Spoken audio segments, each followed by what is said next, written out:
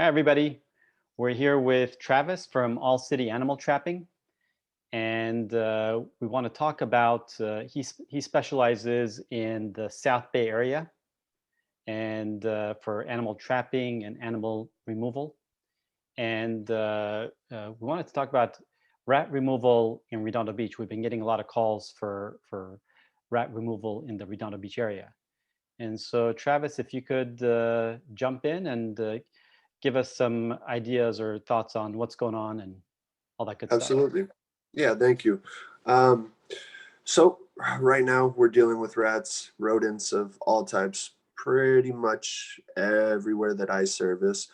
Specific to Redondo Beach, though, I kind of wanted to talk about two different styles of trapping and why that they're different. I'm speaking specifically about a job that I have right now, kind of near the Redondo Beach Pier, in between that and 190th, and they have an outdoor garden in their backyard. It's not huge by any means, but they've tried a lot of things to keep the rats from eating their tomatoes, all sorts of stuff the cruciferous plants that they have back there, all that sort of stuff.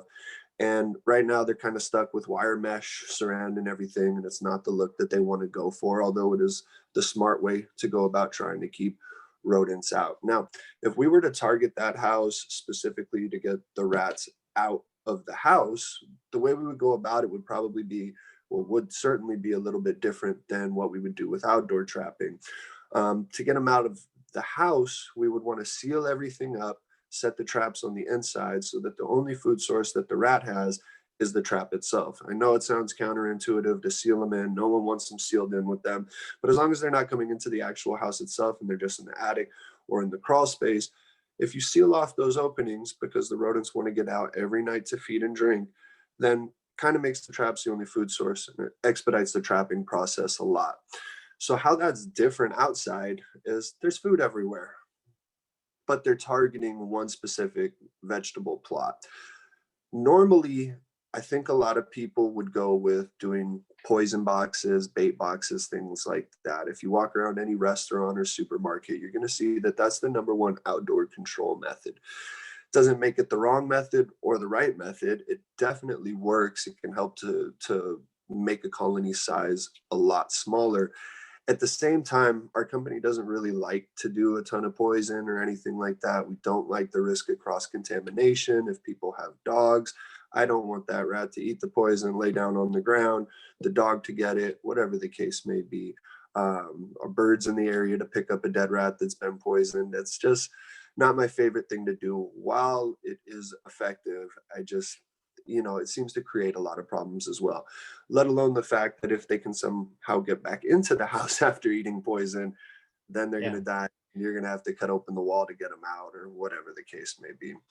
So you're only left with a couple of methods from there with trapping. You can do snap traps, you can do outdoor cage traps, which I think we talked about before. While effective, do definitely take longer and are less cost efficient. You can do glue traps. Honestly, glue traps outdoor are never pleasant for the customer to see. They look pretty brutal and inhumane when they get caught on them. Again, highly effective. All these methods work. It's just what's going to be the easiest for the customer to have to deal with if they have to do any maintenance, and what's going to work the quickest. Now, realistically, encircling the whole vegetable plot with a million traps would work. It would work well, but it's not necessarily the solution that the customer wants to see if they want to use their backyard, and they don't want to have to be taking a rat every day, putting it in a bag and throwing it in the trash can, or calling me and paying money every time to do it. So also, while we're on the subject, just came into my head, don't buy the electronic spikes that radiate noise out and they're supposed to keep things away. They don't work. They may work in confined areas like a lot of things, but outdoors, I have customers send me pictures of rats sitting on top of them, Yeah, and I've like seen they, those. I've seen those. yeah, So those yeah. don't So work. I'm not going to say 100% they don't work. Like a lot of things like repellents, I think in confined areas, they can push animals out. But I think outdoors, animals get very used to those sorts of things. And once they realize it's not a threat, it doesn't bother them anymore. So, I mean, the ones for gophers, I've seen gopher mounds be pushed up onto them, almost like the gophers were trying to stop the noise from coming out, like they were trying to drown them in the dirt. Funny stuff like that. But yeah, so long story short, I guess the message I'm trying to get off is find the right trapping method for yourself. Just because a trapper comes out and tells you this is what we want to do, if you're not comfortable throwing away rats, or you're the squeamish type, or you're worried about the risk of cross contamination, there are other trapping methods. Now, they may affect the cost of what you're trying to do. The other thing is they might affect the time, the amount of time it takes to get the job done, but most of them will get the job done pretty much no matter what, if the person knows what they're doing. The baits everybody uses is mostly peanut butter.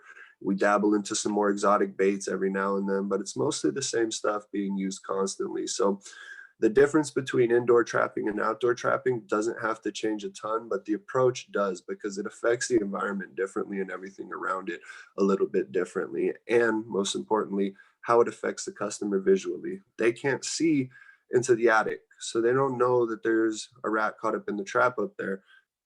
It's gross. It looks gross. It's gross to me, and I've been doing it 17 years. It is gross.